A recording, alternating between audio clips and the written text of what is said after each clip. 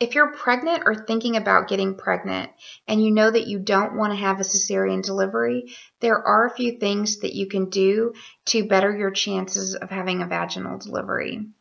One of the most important things that women can do is to be as healthy as you can be before you get pregnant and to be as healthy as you can be during your pregnancy.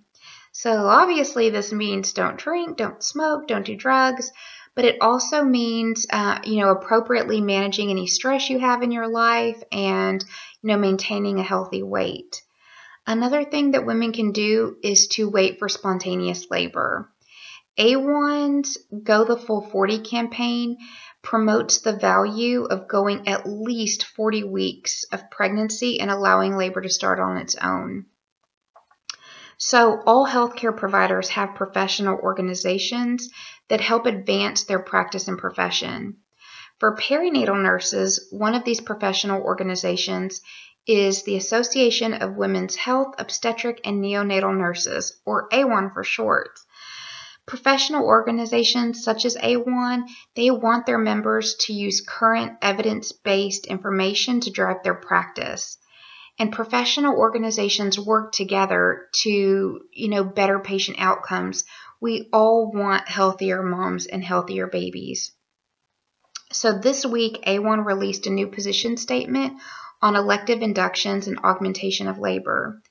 This means that they did an extensive review of research to determine, what their opinion should be of elective inductions and augmentation of labor. Their opinion is so important because it guides us as perinatal nurses on how we should take care of you, our patients. So these are these are just some highlights from their position statement, and I'm going to link it right here. So one of the things that they say is that induction and augmentation of labor should only be for pregnant women with a medical indication. So, a medical indication to be induced might be, you might have high blood pressure like preeclampsia or gestational hypertension, or, you may have oligohydramnios, which means that the amniotic fluid around the baby, it's less than 5, which is really low. Or it might mean that your baby has intrauterine growth restriction, or IUGR, which means that the baby is less than the 10th percentile for weight. So these are just a few, medical reasons to be induced. But talk to your healthcare provider because there's, many different reasons. A1's position statement also discusses the risks for moms and babies. And for moms, induction of labor results in increased risk for hysterectomy, which means you lose your uterus, placenta implantation abnormalities in future pregnancies, which refers to placenta accretas, which is one of the scariest things for an OB nurse, longer hospital stays, additional hospital readmissions, and in the worst case scenario, even death. Induction of labor also increases the risk of cesarean birth, which, in addition to everything I already talked about, also increases the risk for infection, deep vein thrombosis, and potentially lifelong pain from abdominal adhesions. For your baby, induction of labor increases fetal stress, respiratory illness, separation from mother, and a higher incidence of NICU admissions.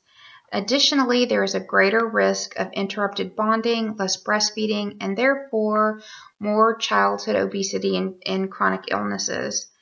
Induction of labor is also associated with a 2-fold increased risk of cesarean delivery for women having their first baby. So if you're pregnant or you're thinking about getting pregnant and I want to have the healthiest pregnancy and delivery possible, I really want a vaginal delivery. These are just some of the things that you can do to better your chances of having that vaginal delivery. Try to be as healthy as you can and wait for spontaneous labor to start all on its own. When we're talking about cesarean deliveries, sometimes there's nothing we can do. There's nothing your healthcare provider can do. The safest way to deliver your baby might be to have a C-section.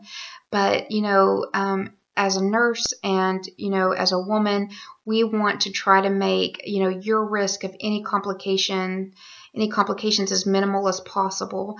So, be as healthy as you can be. Don't drink, don't do drugs, don't smoke, and, try to reduce the amount of stress. Maintain a healthy weight during your pregnancy, and wait for spontaneous labor to start all on its own. And if you have any questions, talk to your healthcare provider. All of us, we all want what's best for you guys and for your babies. So that's it. Wait for spontaneous labor and try to be as healthy as you can be.